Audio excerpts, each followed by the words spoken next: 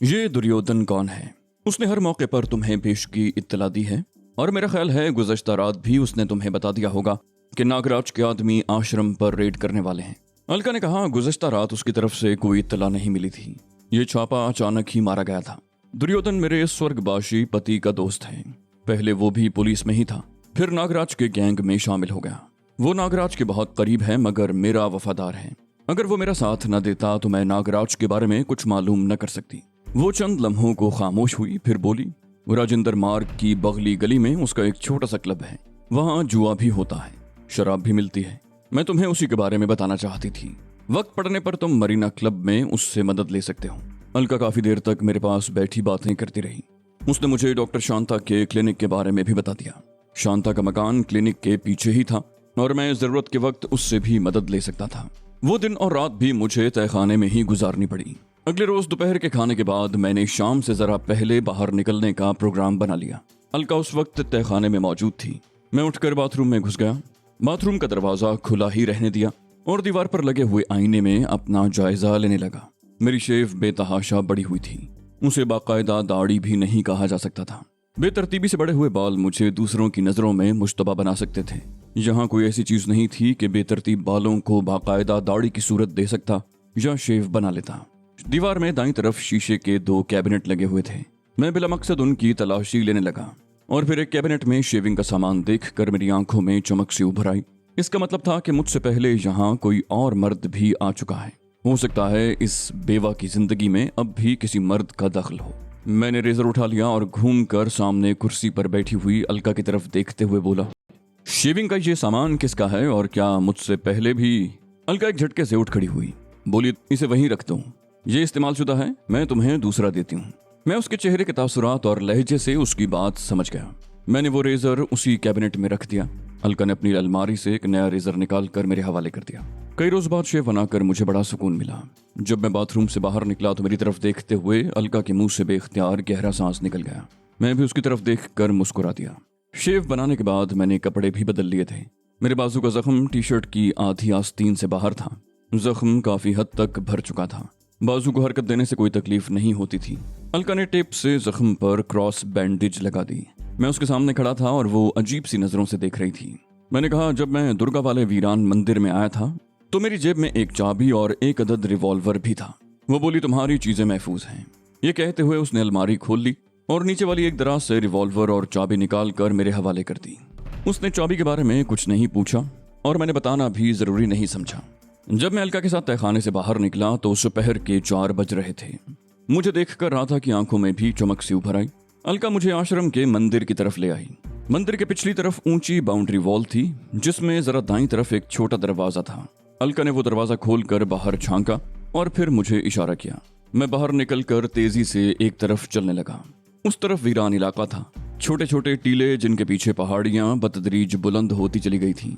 मैं टीलों और झाड़ियों की आड़ में तवील चक्कर काटता हुआ आबादी की तरफ बढ़ने लगा। उस वक्त मेरा दिल तेजी से धड़क रहा था। मैं कई रोज बाद आश्रम से बाहर निकला था और ये भी जानता था कि पुलिस और नागराज के आदमी अब भी शिकारी कुत्तों की तरह मुझे तलाश करते फिर रहे थे।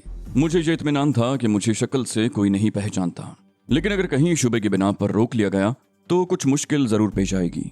मैं दिन की रोशनी में पहली मर्तबा बाहर निकला था। बड़ा खूबसूरत इलाका और बड़ा खूबसूरत शहर था। कदीम इमारतों की बहुतात थी। दरअसल हिल स्टेशन होने की वजह से ये इलाका हमेशा से ही राजस्थान के राजों महाराजों की तवज्जो का मरकज रहा था। जो भी राजा या जागीरदार गर्मियों का मौसम गुजारने के लिए यहाँ आता, अपने लिए महल नुमा इमारत बनवा लेता। नई इमारतों का तर्ज तामीर भी बहुत शानदार था। शहर पहाड़ियों के दामन में फैला हुआ था।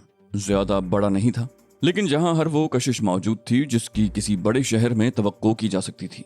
यहाँ चंद बड़े और शानदार होटल भी थे। सालार बाजार शहर का मरकजी इलाका था। इसके अलावा शहर के मुख्तलिफ इलाकों में भी छोटे छोटे शॉपिंग सेंटर्स थे। मैं एक बहुत तवील चक्कर काट कर शहर के मरकजी हिस्से तक पहुंच सका था। मेरा अंदाज ऐसा था जैसे सैरो तफरी के लिए यहाँ आया हूँ। उस तरफ आते हुए मैंने इस बात का भी ख्याल रखा था कि वापसी के लिए कौन सा रास्ता मुनासिब रहेगा। सालार बाजार की एक दुकान से मैंने एक थैला खरीद लिया। निवाड़ की पट्टी के स्ट्रैप वाला कपड़े का ये थैला खासा मजबूत था। मैंने उसे कंधे पर लटका लिया। मैंने अक्सर लोगों के पास इस किस्म के थैले देखे थे। मैंने कुछ और चीजें भी मुख्तलिफ दुकानों से खरीद कर इस थैले में भर ली। शहर के इस मरकजी इलाके में खासी रौनक थी। हिंदुस्तान के मुख्तलिफ इलाकों से आए हुए लोग भी थे और गैर मुल्की सयाह भी। मैं एक ऑटो स्टैंड पर रुक गया। दो गैर मुल्की सयाह एक ऑटो ड्राइवर से नाकी झील पर चलने की बात कर रहे थे। मैं भी करीब खड़े हुए दूसरे ऑटो में बैठ गया और ड्राइवर से नाकी झील चलने को कहा। आश्रम से निकलने से पहले अलका से मुझे अच्छी खासी रकम मिल गई थी और मैंने उसका फोन नंबर भी ज़हन नशीन कर लिया था, जो सिर्फ 3 हिस्सों पर मुश्तमिल था। ऑटो ऊंची नीची सड़कों पर चलता रहा और मेरी नजरें अतराफ में गर्दिश करती रहीं। नीलगू पानी वाली वो झील बहुत खूबसूरत थी। अतराफ में सब्जे से ढकी हुई पहाड़ियां थीं। जिस जगह ऑटो रुका था वहां बहुत सी गाड़ियां खड़ी थीं और दूर तक खूबसूरत लॉन बने हुए थे।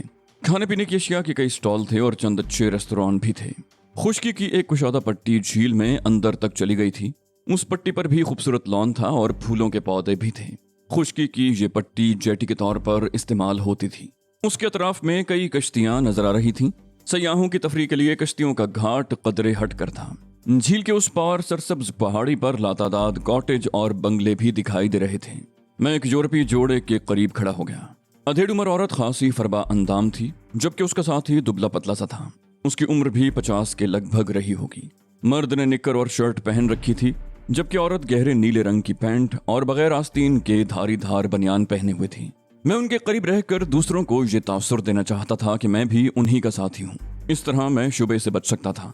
मुझे अपने मकसद में नाकामी नहीं हुई। मैंने उन्हें बातों में लगा लिया और उसके बाद उनके साथ ही घूमता रहा। शाम ढलने लगी थी। झील पर रौनक कम होने लगी। लोग वापस जा रहे थे। वो अंग्रेज जोड़ा पार्किंग की तरफ बढ़ा तो मैं भी उनके साथ ही था। उनके पास किराए की कार थी और ड्राइवर भी मौजूद था। उन्होंने मुझे भी अपने साथ बिठा लिया।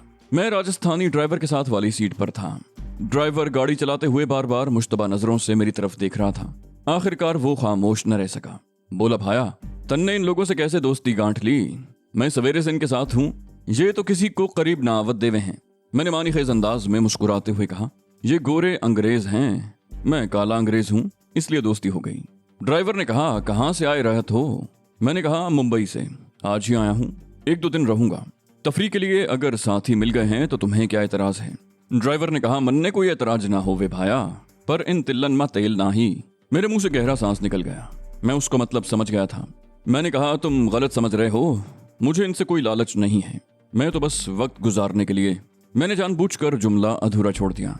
झील पर उन दोनों से बातों के दौरान मुझे पता चल गया था कि वो पैलेस होटल में ठहरे हुए थे, लेकिन कार राजेंद्र मार्ग के शॉपिंग एरिया में पहुंचकर रुक गई। शाम हो चुकी थी और शहर की रोशनियां जगमगा उठी थीं।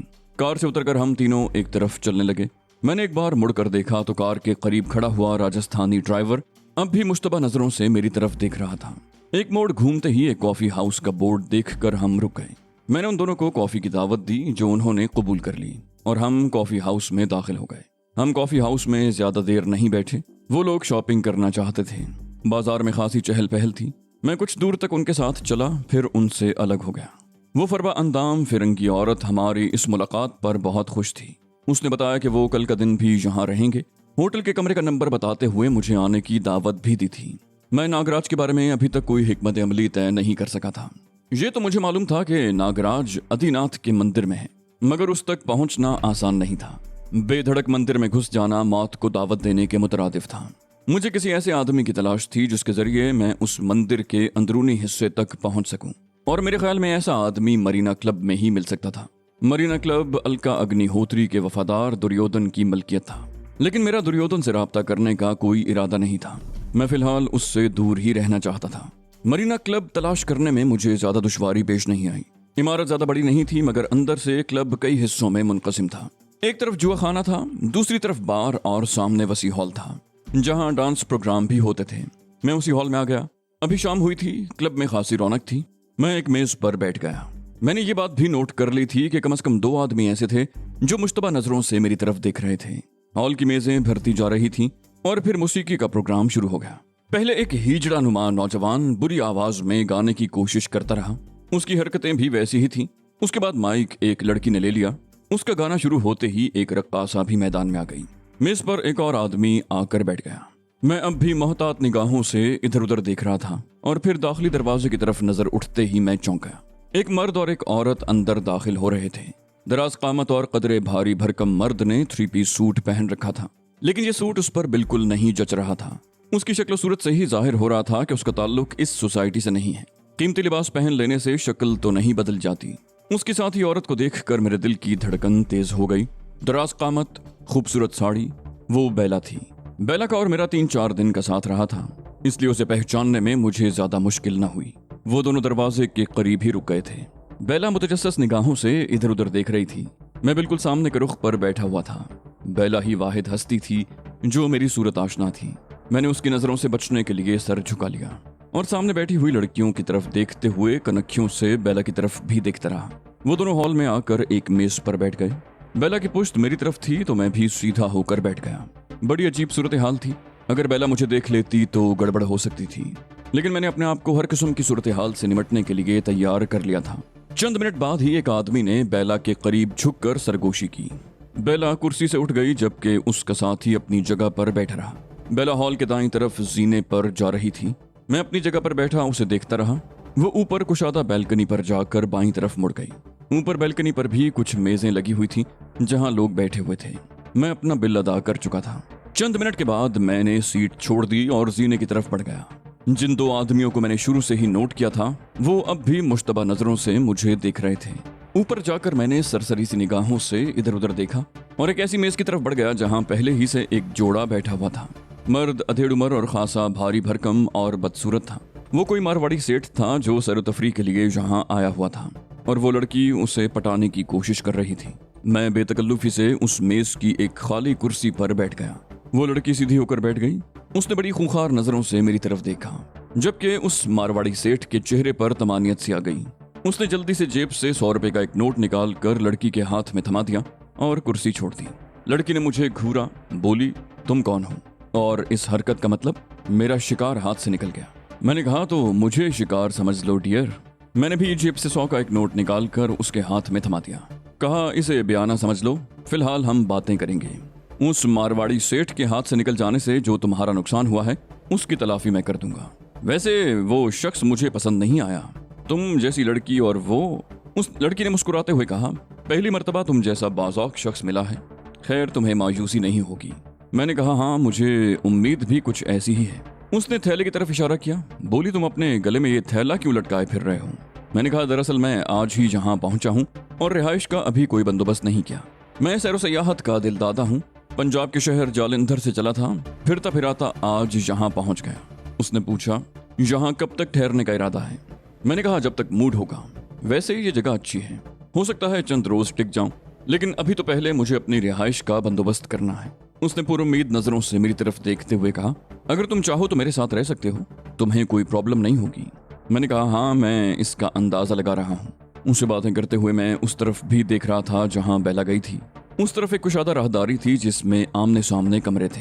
राहदारी के आखिर में ऊपर जाने के लिए जीना भी था और मेरा ख्याल है कि उसके साथ ही नीचे जाने के लिए भी रास्ता था। तकरीबन 15 मिनट बाद राहदारी के एक कमरे का दरवाजा खुला और बेला एक आदमी के साथ बरामद हुई। दरमियाने कद का वो आदमी सेहतमंद और गठे हुए जिस्म का मालिक था। उसने सफेद पैंट और of white play boy T shirt पहन रखी थी।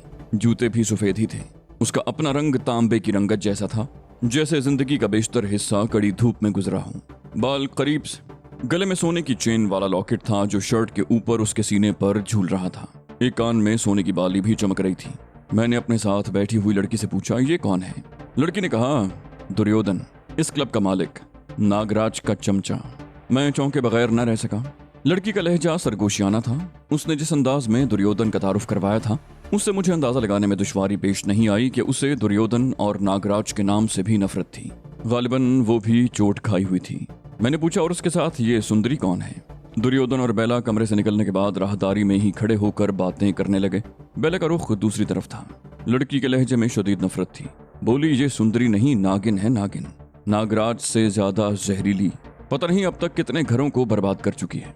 दुर्योधन और बेला की बातें खत्म हो गई। दुर्योधन तो नीचे हॉल की तरफ चला गया था और बेला राहदारी में मुखालिफ समत में जा रही थी। मेरा ख्याल था कि वो ऊपर वाले जीने की तरफ जाएगी, लेकिन वो उस जीने से पहले ही बाईं तरफ मुड़ गई। मैंने लड़की की तरफ देखते हुए कहा, तुम्हारा नाम क्या है और कहाँ रहती हो? बोली, मेरा नाम छम्या है, बस स्टैंड के पश्चिम की तरफ भीमनगर स्ट्रीट पर रहती हूँ। मैंने जेब से 500 का नोट निकाल कर उसकी तरफ बढ़ा दिया। कहा, तुम यहाँ से सीधी अपने कॉटेज जाओ और मेरा इंतजार करना। वो हैरत से मेरी तरफ देखने लगी, लेकिन मैं अपनी सीट छोड़ चुका था। किसी उजलत का मुजाहरा किए बगैर मैं राहदारी में चलता हुआ आखिर में पहुंच गया। बाईं तरफ नीचे जाने के लिए सीढ़ियां थीं। बेला उसी तरफ गई थी। ये इस क्लब का अकबी जीना था। जीने के इख्तिताम पर राहदारी थी जिसमें शायद किचन भी था।